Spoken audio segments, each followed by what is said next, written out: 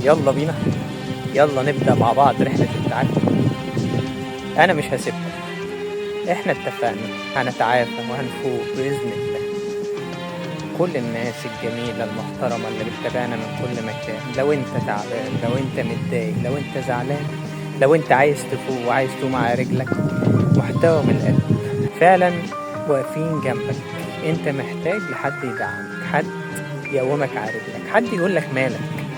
ناس محترمة زيكم، ناس عانت، انت اديت في صمت وابتسمت وقلت الحمد لله رب العالمين، ووقفت سندت ناس، ووقفت جنب ناس، كنت نعمة الأصل ونعمة الأخلاق ونعمة الجدعنة. فناس جميلة محترمة ولاد أصول تستحق التقدير، محتاجة إن هي تتقدر، محتاجة حد يسمعها. فاحنا بنقول لك مالك، حاسس بإيه، قول لنا حاسس بإيه. وليس صدفة وجودنا في هذا اللايف، وليس صدفة وجودكم، لكنه من عند الله، عشان ربنا مش عايزك تفضل بنفس الوضع، عشان ربنا مش عايز اللي كان بيتعمل فيك، عشان ربنا كان سامع وشايف ترتيبهم عليك.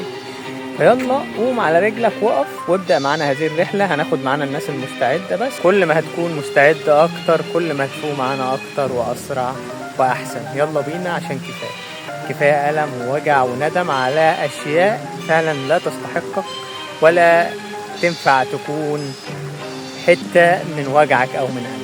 فيلا بينا نبدأ مع بعض هذه الرحلة الجميلة لإخواتنا في كل مكان اللي بينورونا. أهلا بيكم، يلا بينا يا ناس يا جميلة يا محترمة يا جواهر يا حقيقي.